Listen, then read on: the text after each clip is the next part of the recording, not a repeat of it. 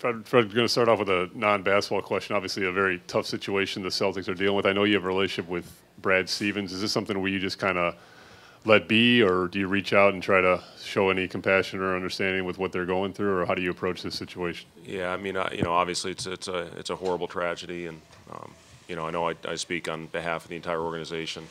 And we offer our thoughts and prayers to Isaiah and the entire Thomas family. He just seems like such a great kid. Obviously, he's one of the great competitors that we have in our league. But he seems like such a good kid, and it's just awful, what happened. So again, our thoughts and prayers are with Isaiah, during this tough time. Fred, obviously your younger guys, Zips or guys like that, have been playing well lately. How much concern is there, though, is you don't know what you're going to get from youth on this big stage? I mean, have you guys talked about that maybe some of these guys, if it's not going well, there has to be quick hooks because you can't let it manifest and let a guy's confidence get too shot? Well, I mean, obviously you talk about a lot of different scenarios and situations that could happen over the course of the game. We've been playing with a lot of pressure here these last couple weeks with everything that's been at stake, having to fight all the way to the last game to put ourselves in this position.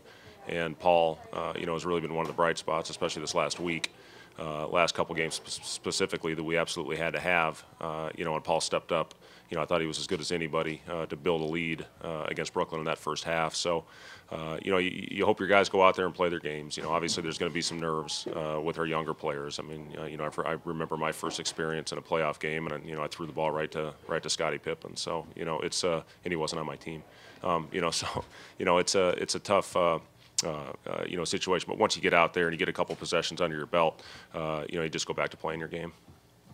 Fred, again, circumstances with the tragedy with the Celtics. Is it because it'll be a very emotional situation for the Celtics, for the community? Is that something you address with your team at all, and if so, how? A lot of our players have relationship with Isaiah. Jimmy and Isaiah were all-stars together. So I'm sure Jimmy. We'll talk to him, before the game. But, this whole NBA, it is a community when it's all said and done. And, everybody's in this together. It's a big family. So, I'm sure the players individually absolutely will talk to Isaiah. Fred, what do you tell your guys about the environment that they're going to be walking into? It's going to be an emotionally charged crowd, probably an emotionally charged or drained team that they're going to be going against. What do you tell them? Do you tell them to guard against the early rush? Do you have any idea what you're going to see for the first maybe 5 or 6 minutes of the night?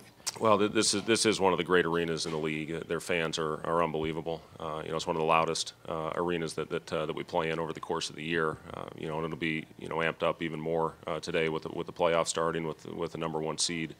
Rajan knows that as much as anybody winning a championship here. So, the biggest thing, in this type of situation is playing through adversity. We know they're going to come out with great energy. You have to find a way to match that and try to get off to a good start and weather, the first storm, that's going to be out there today. But, they're an unbelievable team, great team, versatile team. We know they're going to come out, charged up. We have to do the same. We have to match that energy. How are Wade and Rondo doing health-wise? Are they going to have any restrictions on them at all? No, they're good.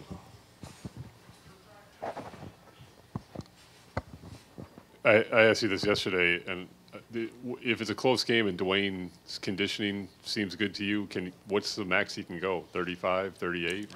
What's comfortable for you and Dwayne? Yeah, we've got an idea, on how much we want to play him, but with the situation with how he's handled everything, he's felt great. If we need to go over that a little bit, we're allowed to do that.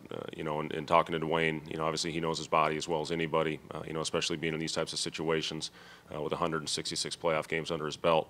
So we'll, we'll have call an audible if we have to as far as his minutes are concerned. And again, he's going to go out and we're going to communicate about it, but he's going to be ready. And, again, if we have to extend his minutes a little bit, we're allowed to do that. Not just because of the number of playoff games Rondo and Wade have played, but because obviously Rondo played here and Wade played so many big games here. Have those two addressed the team in any way and told them about what to expect or what to anticipate? Well, the thing in these situations is, it always helps to have veterans that have been through it. And, it's great for our young players to be able to lean on those veterans to help them get through, some of the early jitters that they may have. So it is a great luxury to have guys that have been in it, that have championship experience. Jimmy's played in a lot of big playoff games, obviously, as well as Robin Lopez. Michael Carter-Williams has a series under his belt. So, it's great for young guys. We've got a lot of 1- and 2-year players that are going to get their first playoff experience. So to be able to bounce things off those veteran players that have been through it is a great luxury to have. I know you've probably talked about this before, but with Rondo's history here, after where he was kind of at midseason to be part of your rotation and a big part of it now, I mean, how do you explain just the turnaround from January, February to now? Well, he's been as responsible as anybody for turning our season around. When we inserted him back into the starting lineup, he injected a pace and an energy into that starting lineup that we desperately needed. Shortly after that, we put Mirotic back in there with him, as far as floor spacing, and that starting lineup has gotten us off to very good starts for the most part, and Rajan is a huge part of that. So, I've been so pleased with how he handled everything that he's gone through this season, from being out of the rotation to coming back in a bench role, taking pride in that role as a leader of that second group, and then getting him back into the starting lineup where, again, he's been great for us to help put us in this position that we're in right now. No, I've had zero issues. We've had a lot of communication about a lot of things. He's such a smart basketball person. He's got as high a basketball IQ as anybody I've ever been around, anybody that I played with, and anybody that I've ever coached. And he does a great job recognizing where certain players are on the floor and getting us into actions. He's terrific at that, and sometimes you let him go out there and run the offense based on where certain guys are. So again, he's been an absolute pleasure to coach this year. Fred, obviously the Boston players have been playing the disrespect card that they're not. People are saying they're not a very good #1 seed. Blah blah blah. Have you addressed that with your players as far as there's not a lot of people picking us? There's people saying, a 500 record, we don't belong here. Have you played that card with your guys, and what's been their reaction? Well, we've talked about a lot of things, to address the Celtics situation. They're #1 seed for a reason. I mean, it's an excellent basketball team. Maybe as versatile team as there is in the league.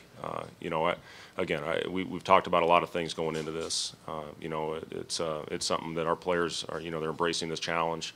They're excited about this challenge, and again, hopefully we can go out and play smart basketball. We have to take care of the basketball. We can't give them points off of turnovers, which they're as good as any team in the league at converting. In the 2 wins, we averaged 10 turnovers and 2 losses. We averaged almost 20. So, again, our guys know. They understand it. They know where we are, and again, hopefully we can go out and give ourselves a chance. Yeah, and again, our guys see that, and they take it personal, and again, go out and again, play for each other, and go out and play with great chemistry and give yourself a chance. Since the loss in mid-March here, Nico and Rondo have taken on a much bigger role, and the offense has worked so much better. Stevens looks back at that game and thinks that win for them is not even really indicative of what they see in the series. Do you think your players look back at that loss and they see that this is like their chance to really turn around that night? It wasn't very much fun to go back and watch. I can tell you that. It was about a painful first quarter as you can have, and a lot of that was due to the Celtics. They made us play tough basketball. They turned us over. They forced us into taking contested long shots that we didn't convert. But again, that kind of turned our season around after that as well, based on the different changes that we made, and again got ourselves back to playing our best stretch of basketball this season. Especially these last 2 or 3 weeks. But yeah, I mean that's we've had 4. Besides that one, 3 very good games, and then the 1 blowout. So again, it's about coming out, doing the things we're supposed to do, and giving ourselves a chance.